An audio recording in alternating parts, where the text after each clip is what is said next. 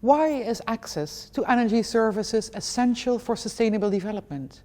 What is energy access, and which energy services are essential? In its 2017 Energy Access Outlook, the International Energy Agency defines energy access as a household having reliable and affordable access to both clean cooking facilities and to electricity, which is enough to supply a basic bundle of energy services initially, and then an increasing level of electricity over time to reach the regional average. According to the IEA, a basic bundle of energy services involves enough electricity to power several light bulbs, to provide task lighting, to charge a phone and power a radio. This is in fact the bare minimum of energy services needed to stay connected with the world and to be able to use the dark hours after sunset productively, whether for making things or for reading and studying. Lighting can also be provided without electricity, with candles or an oil lamp, but such lighting is of much lower quality and moreover causes indoor air pollution. Poor indoor air quality is especially a serious problem if access to clean cooking facilities is not available. Access to modern fuels and technologies for clean cooking is therefore the other part of the definition of energy access. Besides electricity, clean fuels for cooking may involve natural gas, liquefied petroleum gas or biogas, and appropriate cooking equipment that ensures clean combustion of these fuels. In the most basic case, for people relying on solid biomass for cooking, improved high-efficiency biomass cook stoves are needed to replace the open fires and primitive cook stoves that are still in widespread use. Their smoke causes about 2.8 million premature deaths every year. In regions where access to clean cooking fuels is not available, especially in sub-Saharan countries, women and children have no choice but to spend hours per day collecting firewood or other types of biomass, dung, for example, for cooking. In countries like Niger and Sierra Leone, this task may take up to 5 hours per day. All these hours represent a massive loss of economic productivity and a lack of opportunity for personal development, which especially hurts women and children. However, this is only part of the story. We can refine the definition of basic energy services to reflect locational factors, such as geography, climate, and economic development. In hot climates, cooling is an essential energy service for the preservation of medicine and food. Everyone understands that in countries with harsh winters, access to clean and affordable heating is an essential condition for survival.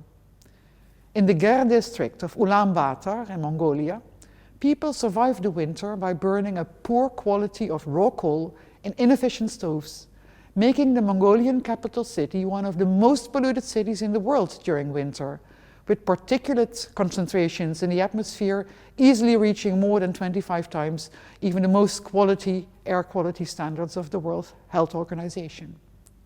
However, if cleaner fuels are not available or not affordable, people do not have a choice but to burn fuels with detrimental impact to their health. In advanced economies, access to the aforementioned bundle of basic services enabled by electricity is not enough to participate in society and contribute to the economy. Our definition of basic evolves with economic development. That is why the definition of energy access refers to an increasing level of electricity over time to reach the regional average. The specification of a regional average, however, may obscure differences in access and energy needs between urban and rural pockets of the region. In many developing economies, the spatial distribution of energy access is heavily skewed in favor of urban residents. For example, in Mongolia, which I already mentioned, with an overall almost 82% electricity access in 2016, according to the CIA World Factbook, we see that around 95% of the urban population has electricity access, while electrification in rural areas lags behind with a meager 44% of the population. And this brings us to another aspect of energy access. For electricity, the basic bundle of energy services that we specified earlier can be provided without access to a power grid with a single PV solar panel and a battery for storage. Off-grid solutions with an array of solar panels and local mini-grids can do the job for small rural communities. However, agricultural activities that rely on irrigation, food processing activities that rely on heating, cooling and refrigeration, and many other industries, whether manufacturing or service industries, they require a grid connection to meet their electricity needs. That is why many people tend to interpret energy access primarily as access to the electricity grid. However, the economics of networks dictate that the cost efficiency of service provision heavily depends on the density of users. In cities with a high concentration of residents and businesses, grid-based access can be provided at relatively low costs. But in more sparsely populated rural areas, they require a much larger per capita investment in physical infrastructure to supply all residents. Historically, the development of electricity grids in advanced Western economies started in cities.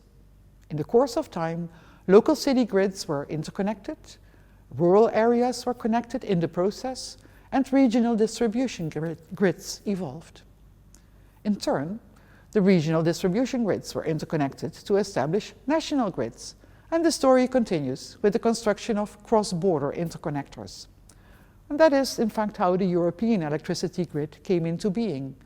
And still, the interconnection capacity is being enhanced as our modern society becomes more and more dependent on an uninterrupted supply of electricity. The universal access to the electricity grid that Europeans see as a given for both urban and rural residents would not have been possible without government intervention and without the acceptance of cross-subsidization of grid development.